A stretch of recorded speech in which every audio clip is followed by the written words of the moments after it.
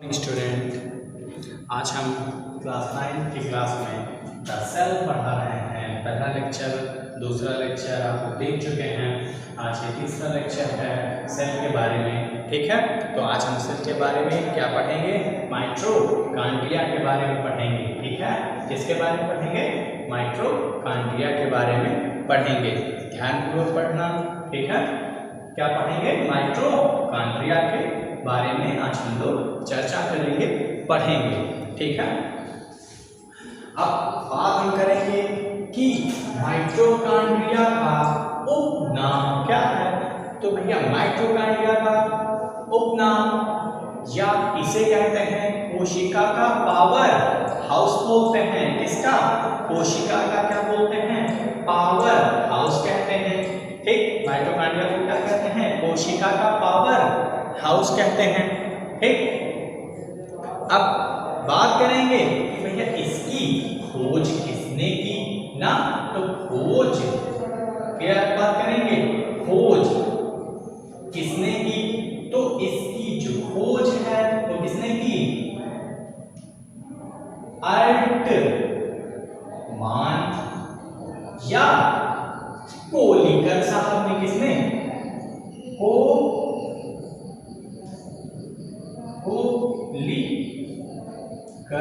ना अल्टमान या कोलिकर साहब ने इसकी खोज की। किस सन में की? 1900 में की। किस सन में? 1900 में की। ठीक है, अब खोज के बारे में बात की हमने। किसने की? अल्टमान ने की। किस सन में की? कोलिकर और कोलिकर ने की। किस सन में की? 1900 में की। अब इसकी मां के बारे में ना, तो इसकी मां कितनी होती है? इसकी मां होती है 1.5 ना, 1.5 में। ठीक है, कितना? 1.5 म्यू से कितना? 4 पॉइंट। ओके, कितना? 4 पॉइंट कितना होती है? देखो 1.5 से 4 पॉइंट क्या इसकी माप होती है। ठीक है, अब बात करेंगे क्या इसके व्यास के बारे में। तो व्यास कितना होता है इसका ना, माइटोकॉन्ड्रिया का व्यास कितना होता है? तो 0 पॉइंट कितना? 0 पॉइंट से कितना होगा? 1। कितना? 0 पॉइंट से 1 व्यास होगा। ठीक, क्या जाना? माइटोकॉन्ड्रिया खोज अल्टमान कोलिकर। किस सन में? 1900 में। इसकी माप साइज कितनी होती है? तो 1.5 से 4। ओके, फिर व्यास के बारे में, तो व्यास कितना? 0.5 से 1। ठीक है, फिर अब हम बात करेंगे माइटोकॉन्ड्रिया है क्या, उसके स्ट्रक्चर के बारे में ना। तो हम लोग जानते हैं कि माइटोकॉन्ड्रिया को क्या कहते हैं? कोशिका का पावर हाउस को बोलते हैं। क्या बोलते हैं? कोशिका का पावर और हाउस क्या बोलते हैं? कोशिका का पावर हाउस कहते हैं ना। ठीक, अब हम इसकी क्या बात करेंगे? संरचना के बारे में क्या बात करेंगे? संरचना और नाम किसके बारे में? संरचना के बारे में बात करेंगे। तो प्रत्येक माइटोकॉन्ड्रिया दोहरी दीवारों वाले थैले या फ्लास्क के समान होती है। कैसी? प्रत्येक माइटोकॉन्ड्रिया दोहरी दीवारों वाले थैले या फ्लास्क के समान होती है। इसकी दीवारें प्लाज्मा झिल्ली के समान वसा और प्रोटीन से बनी त्रिस्तरीय होती हैं, मतलब 3 लेयर की होती हैं। दोनों दीवारों के बीच के स्थान को बाह्य कक्ष कहते हैं। दोनों दीवारों के बीच के स्थान को क्या कहते हैं? बाह्य कक्ष कहते हैं। ठीक, ओके, दोनों दीवारों के बीच के स्थान को बाह्य कक्ष कहते हैं। बाहरी दीवार कैसी होती है? समतल होती है। कैसी? बाहरी दीवार समतल होती है। और भीतरी दीवार माइटोकॉन्ड्रिया की भीतरी गुहा में क्या होती हैं? उंगली सदृश संरचनाएं होती हैं। तो माइटोकॉन्ड्रिया के अंदर जो उंगली सदृश, जो उंगली जैसी संरचना होती है, उंगली जैसी जो संरचना होती है उसे क्या बोलते हैं? क्रिस्टी।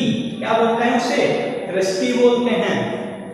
जो उंगली जैसी संरचना होती है उसे क्या बोलते हैं? क्रिस्टी बोलते हैं। ठीक, आगे चलते हैं। अब मतलब उंगली नुमा जो भी भाग होते हैं उन्हें हम क्या कहते हैं? क्रिस्टी कहते हैं। आगे, इनके छोटे घुंडी के समान कण लगे हुए होते हैं, इन्हें क्या बोलते हैं? ऑक्सीसोम कहते हैं। यहाँ पे छूटा कि ऑक्सीसोम, जैसे ये सब जो छोटे छोटे क्या हैं? ऑक्सीसोम हैं। ठीक, इसमें जो है क्या पाया जाता है? डीएनए अर्थात आनुवांशिक पदार्थ क्या पाया जाता है? डीएनए, जिसे क्या बोलते हैं? डीएनए ऑक्सीराइबोन्यूक्लिक अम्ल कहते हैं। ठीक, ये दो लेयरों से मिलकर बना हुआ होता है, आउटर मेम्ब्रेन, इनर मेम्ब्रेन। मतलब आउटर मेम्ब्रेन जो बाहर होगी उसे आउटर, और इनर किसे कहेंगे? जो अंदर होगी। और इसमें एक तरल भरा हुआ होता है। क्या भरा हुआ होता है? एक तरल भरा हुआ होता है, जिसे क्या बोलते हैं? मैट्रिक्स कहते हैं। क्या बोलते हैं? मैट्रिक्स कहते हैं। उस तरल को क्या कहते हैं? मैट्रिक्स कहते हैं। और इसमें क्या होते हैं? F1 क्या होता है? F1 कण होता है। क्या होता है? F1 कण होता है।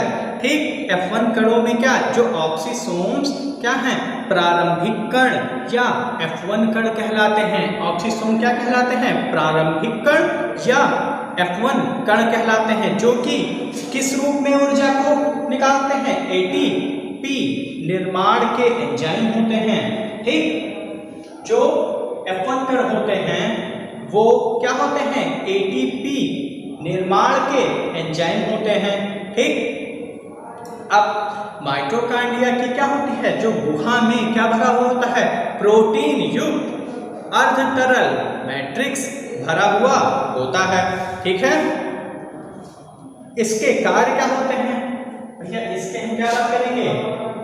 कार्य के बारे में ना। तो इसका कार्य क्या है? माइटोकॉन्ड्रिया के भीतर खाद्य पदार्थों का क्या होता है? क्या होता है?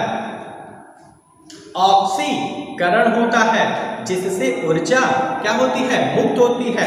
मतलब इसके क्या जानेंगे? कार्य क्या होता है? ऑक्सीकरण क्या होता है? ऑक्सीकरण होता है, जिससे क्या होती है? ऊर्जा मुक्त होती है। यह ऊर्जा किस रूप में होती है? एटीपी के रूप में होती है। ठीक, किस रूप में होती है? एटीपी के रूप में होती है। ठीक, इसीलिए हम माइटोकॉन्ड्रिया को क्या कहते हैं? कोशिका का पावर हाउस कहते हैं। Thank you class. Next video next day. Okay.